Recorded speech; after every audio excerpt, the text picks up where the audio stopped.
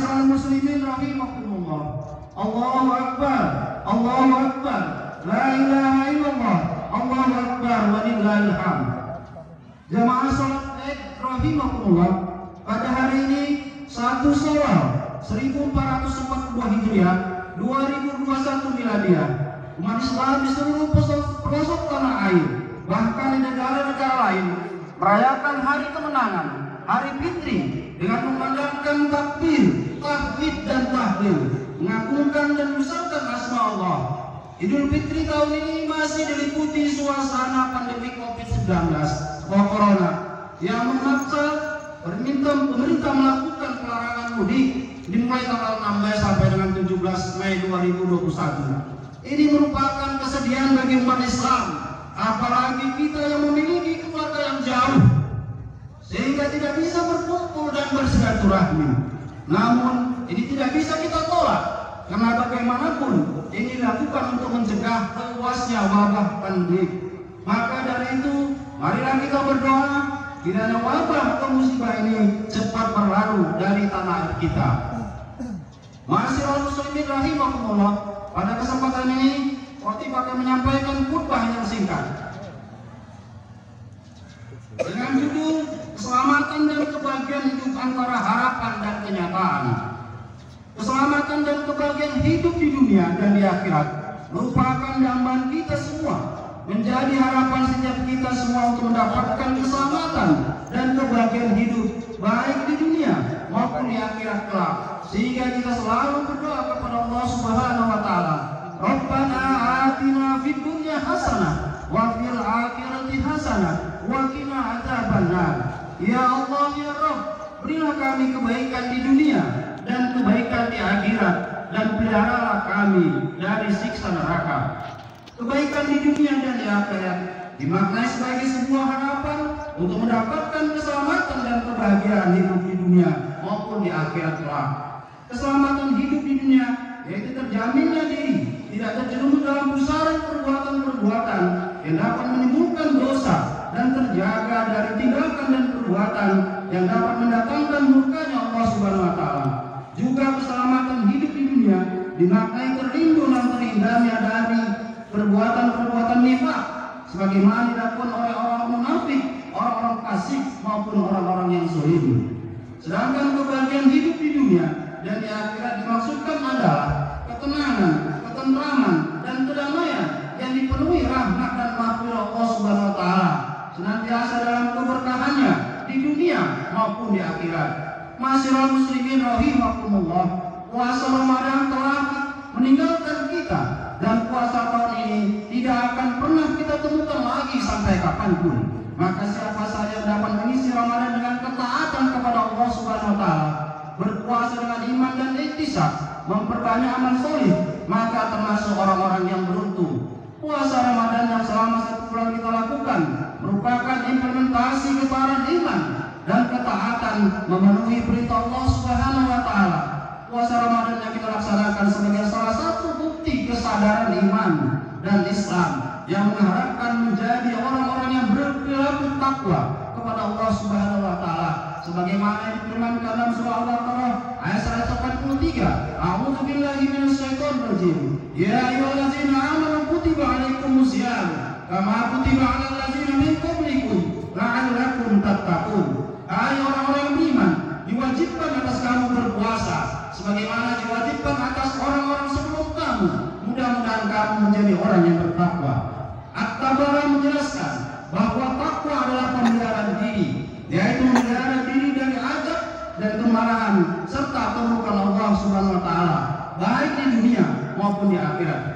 Hasil nyata dari puasa Ramadan yang kita kerjakan selama 1 bulan ini dapat dirasakan dalam 1 tahun ke depan yang diperlihatkan dalam perilaku hidup kita nantinya. Jika selama ini orang-orang yang ada di sekitar kita merasakan bahwa kita tergolong orang yang angkuh, sombong, angkuh karena harta dan kehebatan, sombong karena jabatan dan kekuasaan yang ada.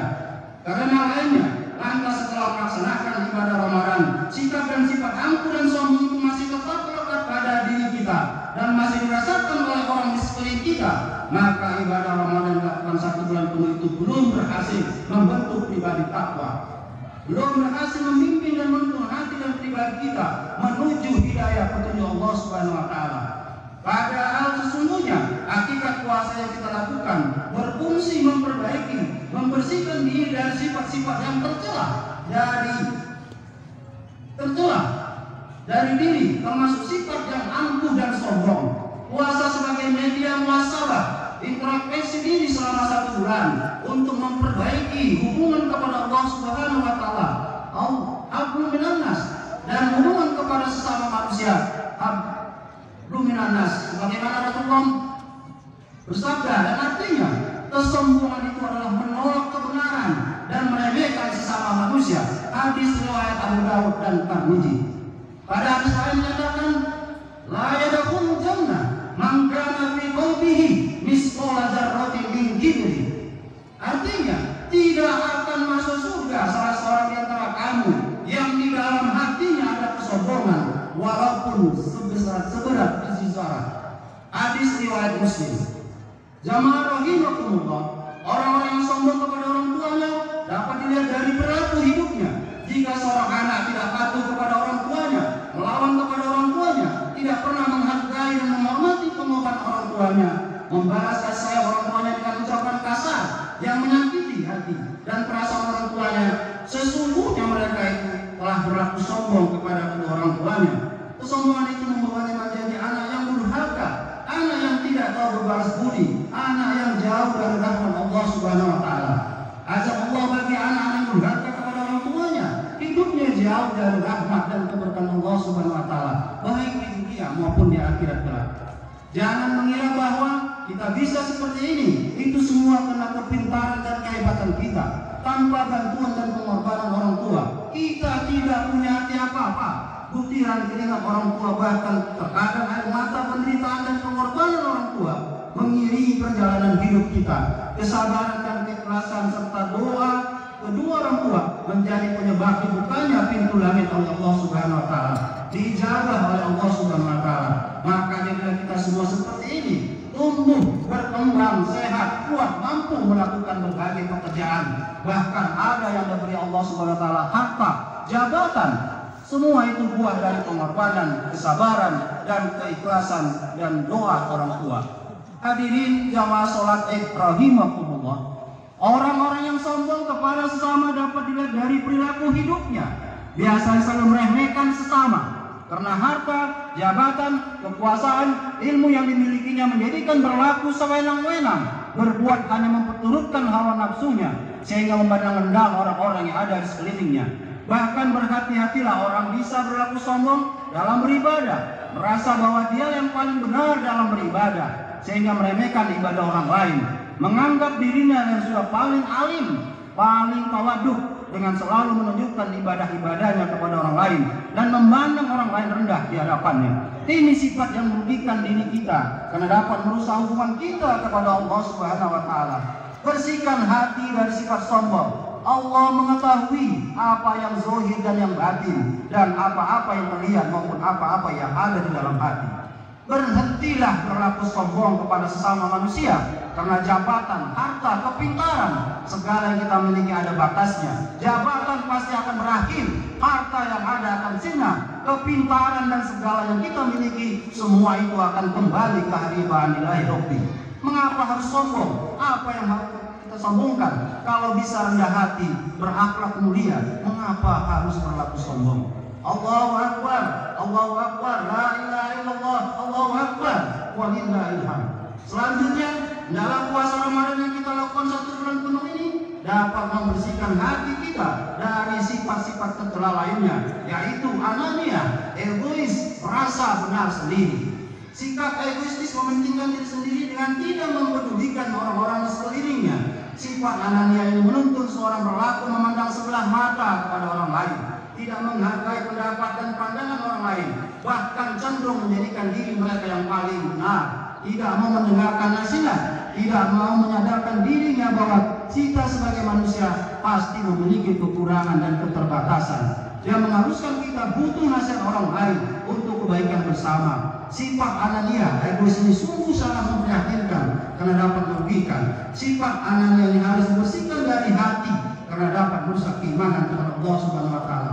Sebagaimana firman Allah di dalam surah An-Nazm ayat 32, A'udzubillahi minasyaitonir rajim. Fala tuzakku anfusakum wa a'lamu biman ittaqa.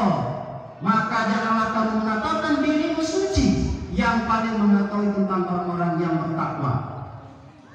Dialah yang paling mengetahui tentang orang-orang yang bertakwa. Surah An-Najm ayat 32. Selanjutnya dalam puasa Ramadan satu bulan yang kita kerjakan ini dapat membersihkan diri kita dari sifat serakah. Apalagi serakah itu hingga menggelapkan mata dan hati, tidak peduli lagi halal dan haram hasil yang diperoleh. Bagi bapak-bapak ibu yang punya kekuasaan, semoga puasa ini dapat membersihkan hati dari sifat serakah sehingga dapat menjalankan amanah dengan jujur dan adil. Janganlah jabatan yang ada menjadikan diri kita semena-mena, tidak amanah, tidak menghargai dan menghormati sesama, bahkan memupuk sifat serakah dengan mengumpulkan harta untuk kepentingan pribadi dengan jalan yang adil yang tidak dibenarkan hukum agama maupun hukum negara.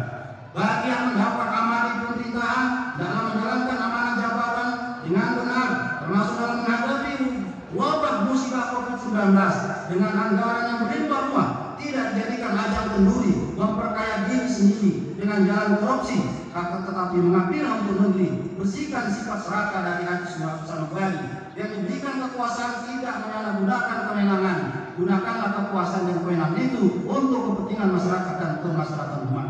Dalam puasa Ramadan kita lakukan dapat membersihkan hati kita dari iri, dengki, dan dendam. Jangan sampai sifat tersebut mengotori hati dan jiwa, karena akan dapat merusak iman dan akan dapat menjadikan diri dari sifat takwa. Jemaah salat rahimakumullah, selamatkan akidah anak keturunan kita, selamatkan akhlak generasi kita. Janganlah gemerlapan kehidupan dunia yang melalaikan kita dari mengenal Allah Subhanahu wa taala. Janganlah hanya karena memburu kenikmatan dunia kita melupakan perintah Allah dan melanggar larangan-larangannya, sehingga hanya karena dunia semata kita meninggalkan sholat, tidak memenuhi kewajiban zakat, pelit berinfak dan bersedekah, tidak melaksanakan apa yang telah diperintahkan Allah Subhanahu wa taala. Janganlah hanya semata-mata gara-gara dunia kita berdusta, gemar berbohong, tidak takut lagi dengan dosa dan melanggar perintah dari Allah Subhanahu wa taala. Janganlah hanya karena dunia yang bersifat sementara ini kita sanggup melakukan perbuatan-perbuatan yang di dalam Allah Subhanahu wa taala. Jangan berlaku sombong, karena kesombongan akan menjauhkan kita dari Allah dan masukkan kita ke dalam neraka. Bersihkanlah hati kita dari sifat-sifat tercela tersebut, ujub, ria, semua, iri, dengki, dendam, anania, batil, dan lain sebagainya. Menjauhkan diri kita dari rahmat Allah Subhanahu wa taala. Marilah kita selamatkan diri kita, keluarga kita, semua dari siksaan api neraka, sebagaimana dinyatakan dalam surah At-Tahrim ayat 6. A'udzubillahi minasyaitonir rajim. Ya ayyuhallazina amanu qu anfusakum wa ahlikum nar. Ya orang beriman, pelihara dirimu dan keluargamu dari siksaan api neraka. Marilah perjalanan hidup yang hanya bersifat sementara ini akan menuju kehidupan yang abadi insyaallah Subhanahu wa taala. Kita berusaha sekuat tenaga, berikhtiar dengan sungguh-sungguh sekuat kemampuan kita untuk memperbaiki diri dengan memperbanyak istighfar kepada Allah Subhanahu wa taala. Jamaah salat rahimakumullah, sebelum saya mengakhiri khutbah ini, ada sebuah ibrah yang perlu kami sampaikan yang berkaitan dengan dua makhluk Allah, yaitu ular dan ulat. Bapak Ibu yang berbahagia, ada namanya puasa ular. Ular agar mampu menjaga kehidupannya, kelangsungan hidupnya, dia harus berganti kulit. Dan ini senantiasa dilakukan sehingga akan melahirkan atau berubah menjadi ular yang baru. Namun apa yang dapat kita ambil dari puasa ular ini Bapak Ibu? Yang pertama, wajah ular dan sebelum atau sesudah puasa sama.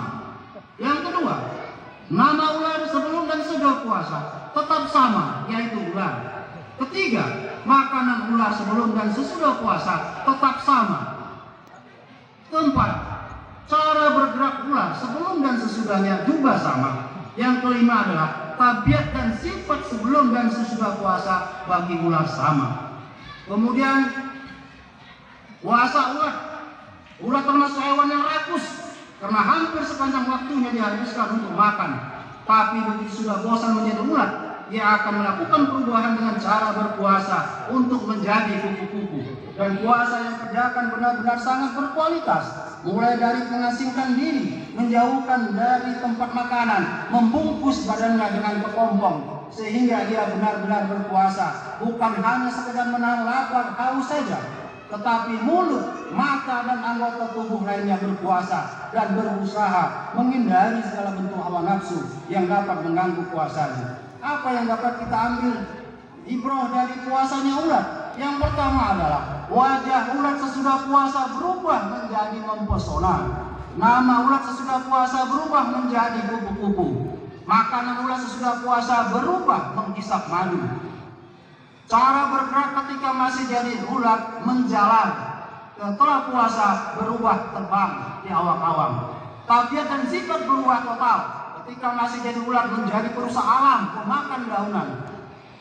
Begitu menjadi kupu-kupu, menghidupkan dan membantu kelangsungan kehidupan tumbuhan dengan cara membantu penyembuhan bunga.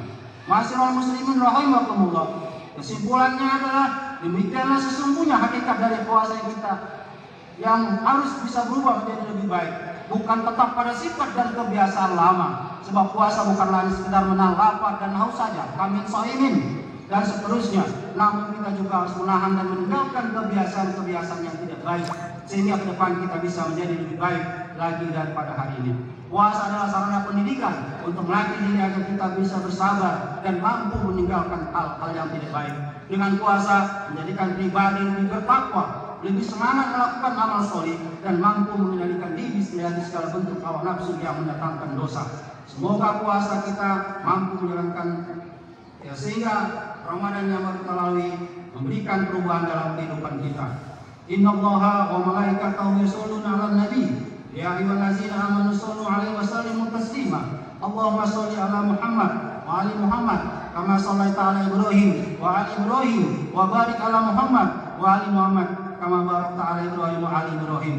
Allahumma biril muslimina wal muslimat wal mu'minina wal mu'minat al ahya minhum wal amwat bi rahmatika ya arhamar rahimin. Ya Allah, lindungilah kami dari wabah pandemi yang menimpa negeri kami. Tolonglah kami dari segala akibat yang ditimbulkannya. Lindungilah kami ya Allah, yang Maha Rahman dan yang Maha Rahim. Ya Allah, negara kami terus mendapatkan musibah ya Allah, dan berbagai persoalan yang kami hadapi. Oleh karena itu ya Allah, berikanlah petunjuk kepada para pemimpin kami untuk memimpin negara kami dengan adil dan arif bijaksana. Satukanlah kami dalam bingkai NKRI, jauhkan dari perpecahan dan perselisihan. Ya Allah, bimbinglah kami agar senantiasa di jalan yang lurus, jalan yang benar, jalan orang-orang yang Engkau beri nikmat. Ya Allah, kuatkanlah hati kami menerima yang benar itu benar, yang salah itu salah. Jauhkanlah kami dari jalan hidup orang-orang yang Engkau murkai, dan jadikanlah kami hamba-Mu yang senantiasa mengingat-Mu dan senantiasa taat kepadamu ya Allah, ya Rahman ya Rahim. Rabbana zalamna anfusana wa illam taghfir lana wa tarhamna lanakunanna minal khasirin. Rabbana ba'is hadaitana wa hab lana min azwajina wa dzurriyyatina qurrata a'yun waj'alna lil muttaqina imama. Rabbana la tu'akhizna in nasina aw akhtana. Rabbana wa la tahmil 'alaina isran kama hamaltahu 'alal ladzina min qablina. Rabbana wa la tuhammilna ma la taqata lana bih. Wa'fu 'anna waghfir lana warhamna. Anta maulana fansurna 'alal qaumil kafirin. Rabbana atina fid dunya hasanah wa fil akhirati hasanah wa qina 'adzabannar. Walhamdulillahi rabbil alamin. Allahu akbar, Allahu akbar, la ilaha illallah, Allahu akbar, walillahil hamd. Wassalamualaikum warahmatullahi wabarakatuh.